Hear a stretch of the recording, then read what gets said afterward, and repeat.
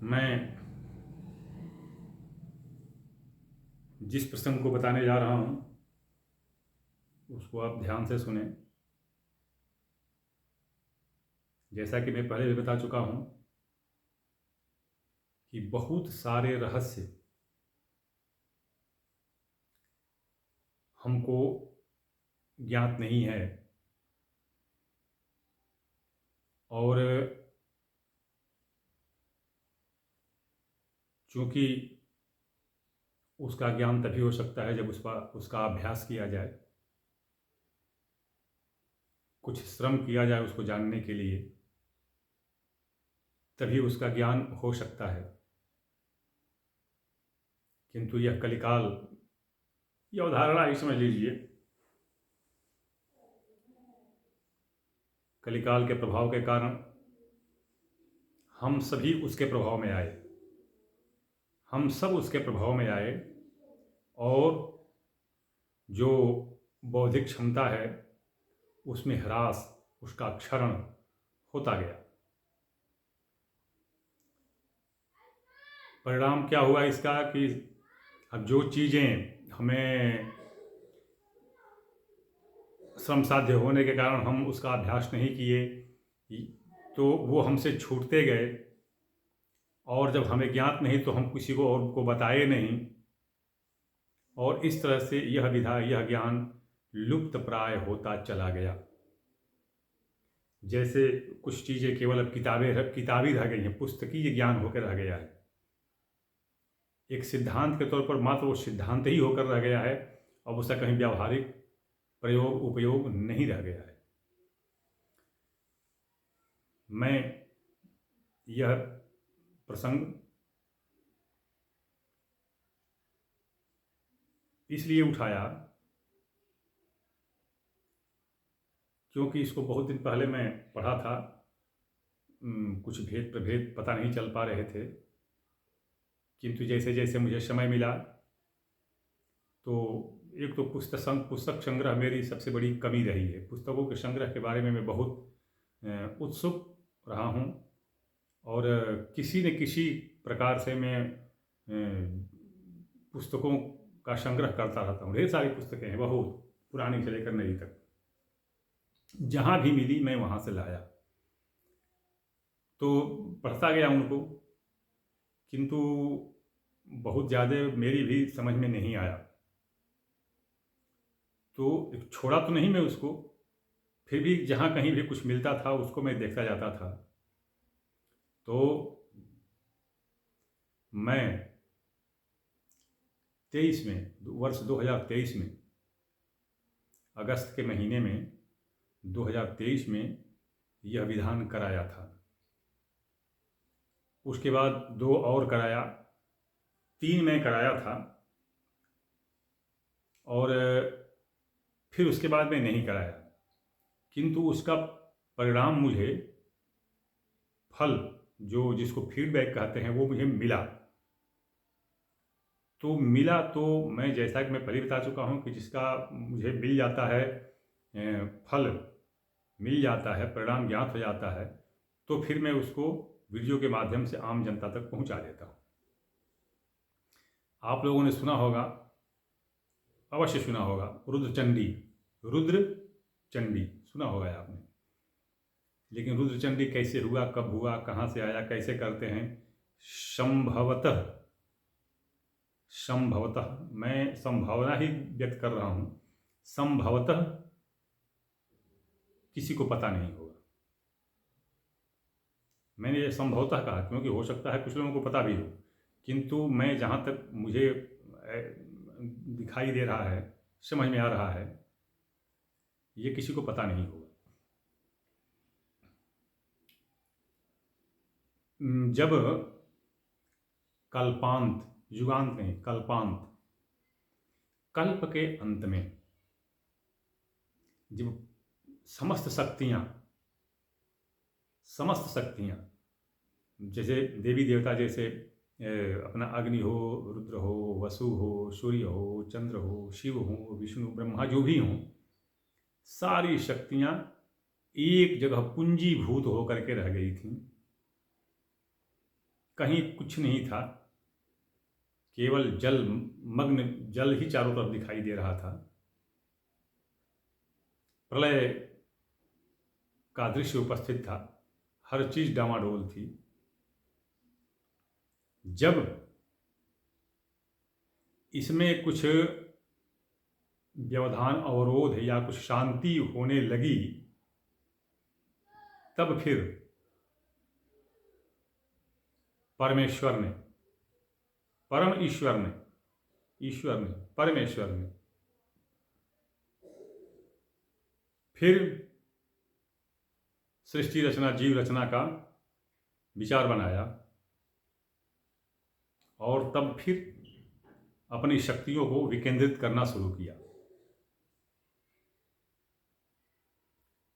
ये अब उसमें कोई पहले व्यवस्था तो थी नहीं, जैसे जो जहाँ निकला वो निकला, कहीं अग्नि निकले, कहीं सूर्य निकले, कहीं कोई निकला, किंतु वो अलग हुए पर उनमें शक्ति नहीं थी, शक्ति नहीं थी, केवल एक पुतला मात्र। तो उससे उद्देश्य की पूर्ति नहीं हो, मतलब सृष्टि रचना की जो है पूर्ति नहीं हो पा रही थी। तब फिर सर्वप्रथम शिव, देखिए ये शिव और शंकर, शंकर मत समझिएगा, शिव जो है उन्होंने तपस्या करनी शुरू की, क्योंकि देखिए शक्ति प्राप्त करने के लिए तपस्या, तप मात्र ही है जिससे शक्ति प्राप्त हो सकती है। तपस्या करना शुरू किया, तपस्या करना शुरू किया। उधर ग्रह भी बन गए थे, ग्रहों का भी निर्माण हो गया था। एक बात समझ लीजिएगा, मैं बता दूं आपको कि ग्रह जो है, ग्रह ये एक पदवी है, पदवी। जैसे इंद्र है तो इंद्र एक पदवी है, न कि किसी के नाम का है। इंद्र कोई जैसे सेना में होता है कि कर्नल, मेजर, ब्रिगेडियर जनरल वगैरह, तो ये कर्नल जैसे पद है, पद है कर्नल, कर्नल किसी का नाम नहीं है। अब उस पद पर जो भी आएगा वो कर्नल कहलाएगा। ठीक उसी तरह से इंद्र के पद पर जब कभी कोई आएगा तो वो इंद्र कहलाएगा, नाम उसका अलग होगा। आपको यह कथा ज्ञात होगी कि एक बार राजा नहुष भी इंद्र बने थे और सप्तर्षियों के द्वारा चलाए गए रथ में सवार होकर जा रहे थे, फिर उनका पतन हुआ, मतलब कथा है। तो ये पद है। तो इसी तरह ग्रह जो है ये पद है। तो ग्रहों का भी निर्माण हो गया था। देखिए ये कथा आपको भागवत पुराण में भी मिल जाएगी, भागवत पुराण में भी कथा मिल जाएगी। तो ये सब ग्रह तो बन गए थे, लेकिन उनमें कोई व्यवस्था नहीं थी, न उनकी दिशा निर्धारित थी, न उनके प्रचलन का, चलन का, गति का वो कहीं कोई कक्षा नहीं थी कि किस दिशा में कौन से व्यवस्था में लोग चलें, कुछ नहीं था। तब फिर सर्वप्रथम शिव ने तपस्या करनी शुरू की। जब तपस्या करनी उन्होंने शुरू की, देखिए तपस्या तो सबने करनी शुरू कर दी थी, सब लोग जानते थे। तो जितने भी दैवी मूल के लोग थे वो लोग अपने अपने विधान से तपस्या करना शुरू किए। तो शिव ने तपस्या शुरू की। देखिए मेरा प्रसंग क्या है, रुद्रचंडी, इसलिए मैं विशेष के बारे में नहीं कह रहा हूँ। तो जब भगवान शिव ने तपस्या करनी शुरू की तो शक्ति, वही माँ दुर्गा शक्ति के रूप में, और उनके आ करके, और वो जो पद्मासन लगाए थे, ये इस तरह के करके पद्मासन पर अपना हाथ रखे थे, उसी पर वो आकर के बैठ गई। तब भगवान शिव की निद्रा टूटी, उन्होंने प्रणाम किया सिर से लगा करके, और उन्होंने अपने हृदय के पास ले जा करके और अनिवारणव मंत्र से उनका अभिषेचन करके और अंदर कर अपने हृदय में धारण कर लिया। अब इनके पास जब शक्ति आ गई, तब फिर जब शक्ति का संचार हो गया तो इनकी बौद्धिक कुशलता भी अब काम करने लगी। तब फिर इन्होंने ग्रहों को अपनी एक दिशा देना शुरू किया। तप इतना प्रचंड था उनके द्वारा किए गए तप, और अंदर आ गई शक्ति के द्वारा इतना मतलब कि प्रचंड वेग निकलता था तरंगों के माध्यम से कि छोटे छोटे ग्रह कुछ चिटक गए। जैसे बुध हुआ, शुक्र हुआ, मंगल हुआ, ये सब चिटक गए। चिटकने के कारण इनमें से जो टुकड़े गिरे वो विविध रत्न होकर के धरती पर, पृथ्वी पर आ गए। लेकिन जो दूर थे, जैसे शनि, गुरु, राहु आदि जो दूर थे, वो उन पर इस तपस्या के उतने प्रबल वेग का आघात नहीं हुआ। कारण क्या था? क्योंकि ये दूर दूर थे और इनके चारों तरफ कई वलय, कई तरह के बर्फ के, धुएं के, अनेक गैसों के तरह के जो है वो वलय बने हुए थे, घेरा, आवरण। तो उनको नियंत्रित करने के लिए ये तपस्या के जो तरंग है ये उनमें छेद कर करके और उनको पकड़ करके और फिर एक निश्चित कक्षा में स्थापित किया, एक निश्चित कक्षा में स्थापित किया। और तब ग्रह अपनी कक्षा में चलने लगे। तो उसी समय से इन ग्रहों के नियंत्रण के लिए या इन ग्रहों से जो ये अव्यवस्था, दुष्प्रभाव इत्यादि जो इनसे हो सकते हैं, हो सकते थे, होते थे, तो उनको नियंत्रित करने के लिए यह रुद्रचंडी एक बहुत ही प्रभावशाली विधान है। इसमें होता क्या है कि रसांकुरितम पारदम अर्थात पारे का लिंगम प्रतिभूयताम नरे, लिंग की आकृति बनाइए और जो एक कहते हैं उसको, अब तो चंडूक कहते हैं, वो एक लिंगाकार फल, लिंग के आकार का तो नहीं कह सकते, वो नर्मदेश्वर के आकार का फल होता है, लाल रंग का फल होता है, चंडूक कहते हैं।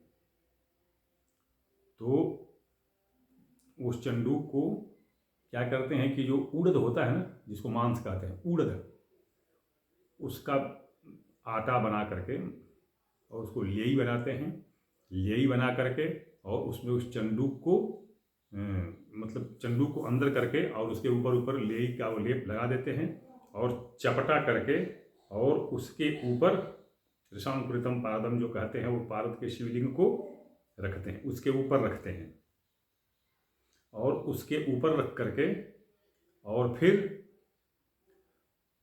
द्वादशोत्पादितम रसम, ये 12 तरह के रस से उसका अभिषेक करते हैं। मंत्र होता है, मंत्र क्या होता है, ये एक बहुत बहुत लंबा मंत्र है, इसको देख लीजिए, मैं बता देता हूँ। ओम श्राम श्रीम श्रूम, स कौन सा स है? दांत्य स, तालव्य स या मूर्धन्य स नहीं, दांत्य स। तो ओम श्राम श्रीम श्रूम सह भैरवाय क्लां क्लीं क्लूं कपालचंडिकाय भ्रां भ्रीं भ्रूं सभैरवाय तत् समुपादितं बाधा निवारणाय रुद्रचंडी अभिषेकम करिष्ये। बराबर इतना पढ़ते रहिए और उस पर ये द्वादशोत्पादितम रसम, ये 12 तरह के रसों से अभिषेक करते जाइए। अब इस अभिषेक का है कि 108 बार प्रत्येक मंत्र, मतलब कि वो प्रत्येक रस से 108 बार। इसमें दूध दही घी सब कुछ आता है 12, तो उससे, लेकिन इसका एक क्रम है और उसके प्रथम उसको बताना पड़ता है, पहले उसको बताना पड़ता है कि एक शीर्षेण अभिषेकम करिष्ये, फिर मंत्र को पढ़ते हैं, ओम श्राम श्रीम श्रूम साभैरवाय, मंत्र को पढ़ते हैं और 108, तो इसलिए 12 बार 108 बार मंत्र पढ़ते हुए 12 बार उसका अभिषेक करते हैं। अभिषेक के लिए आपको धातु निर्मित बर्तन चाहिए, धातु निर्मित। धातु में ये स्टील और ये लोहा नहीं आता है। पीतल आ जाएगा, तांबा आ जाएगा, फूल का या चांदी का या सोना का, मतलब वो ये सब आ जाएंगे। वो बर्तन कितना होना चाहिए कि जो अभिषेक कर रहा है उसका ये वाला, देखिए ये वाला यहाँ से लेकर के और यहाँ तक की मतलब उसकी जो है नीचे का जो व्यास है उस बर्तन का इतना होना चाहिए और ऊंचाई 8 अंगुल, उसके किनारे की ऊंचाई 8 अंगुल होनी चाहिए।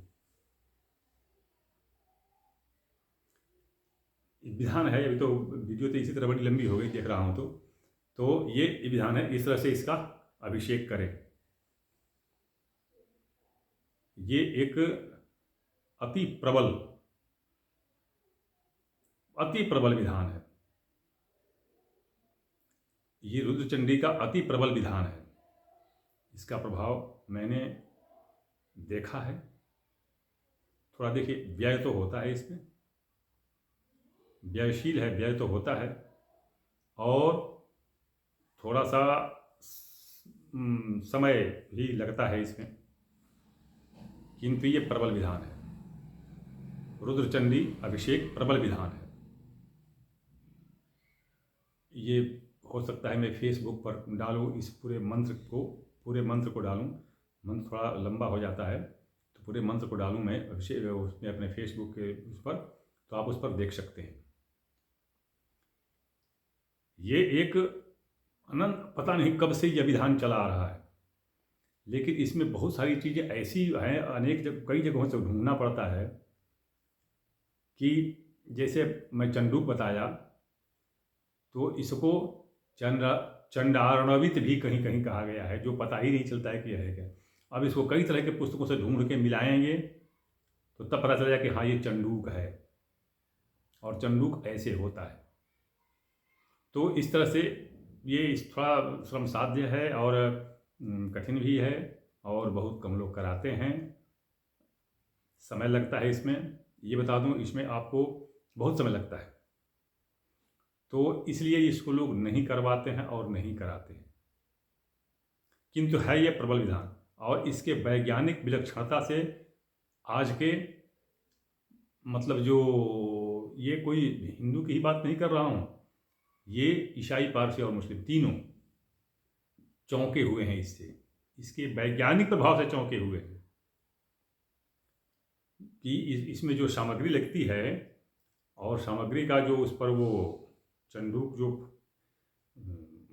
जो उड़द के आटे के अंदर जो पड़ा हुआ है, तो उस पर से पढ़ करके और जो जाता है तो उसका क्या प्रभाव निकलता है, कैसी तरंगें निकलती हैं, ये विज्ञान की चीज़ है। लेकिन आज का विज्ञान भी इससे चौंक गया है, इसके प्रभाव से।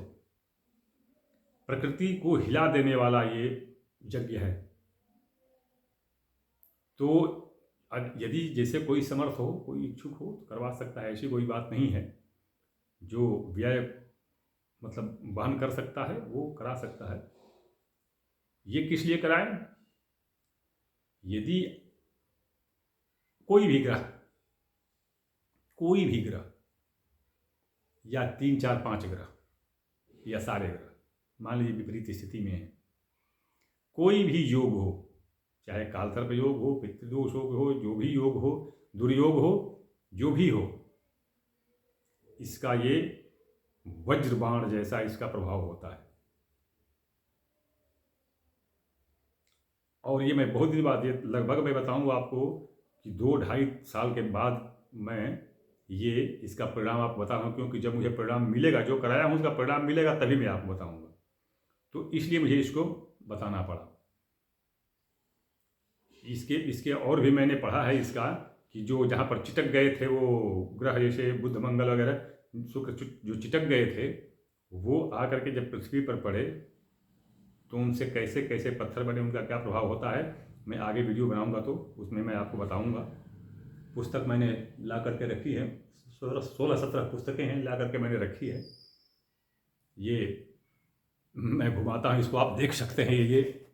ये इसमें पुस्तकें देखिए, उसमें जो है ना, मैं ला कर पुरानी पुस्तकें हैं मैंने रखी है, तो इसको आप मैं दिखा दिया आपको।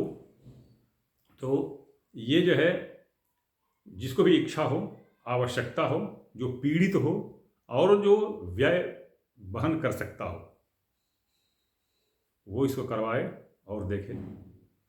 मैं जो वीडियो बनाता हूँ उसमें क्या कहूँ, बार बार कहने के बाद भी लोग पता नहीं क्यों नहीं समझते हैं। मैं हर एक वीडियो में अपना व्हाट्सएप नंबर देता हूँ, 9889649352। तो उस पर मैं कहता हूँ कि भाई मुझसे शास्त्रार्थ मत कीजिए, तर्क वितर्क मत कीजिए। मैं कोई शास्त्री नहीं, आचार्य नहीं, स्वामी जी नहीं, गुरु जी नहीं, कोई मेरे पास आश्रम नहीं, मंदिर नहीं, मठ नहीं, संगठन नहीं, कोई आश्रम कार्यालय नहीं, कुछ नहीं है भाई। मैं सीधा सीधा ठहरा फौजी आदमी, अकेले अकेले हूँ। तो इसलिए मुझे अगर कोई समस्या हो तो वो लिखें व्हाट्सएप पर, समय आने पर क्रम से, क्योंकि पीछे भी लोगों का संदेश है, तो क्रम से मैं आपका उत्तर दूंगा। मैं वो टीवी वाले पंडित जी की भांति नहीं कि लैपटॉप लेके बैठे हैं और आपने फटाफट प्रश्न किया और उत्तर दे दिए, मेरे से वो नहीं होता है। मुझे कुछ गणना करने में समय लगता है, तो इसलिए कुछ विलम्ब होता है। दूसरी बात कि जब तक मैं भारत सरकार के सशस्त्र सैन्य सेवा में था, तब तक मैं निःशुल्क सेवा करता था, किंतु सेवानिवृत्ति के बाद मैं शुल्क लेता हूं, तब सेवा प्रदान करता हूं। और जहां तक मुझे देखने में आया है, शेष पंडित जी लोगों से मेरी दक्षिणा, मेरा शुल्क ज़्यादा है। ज़्यादा नहीं, बहुत ज़्यादा है।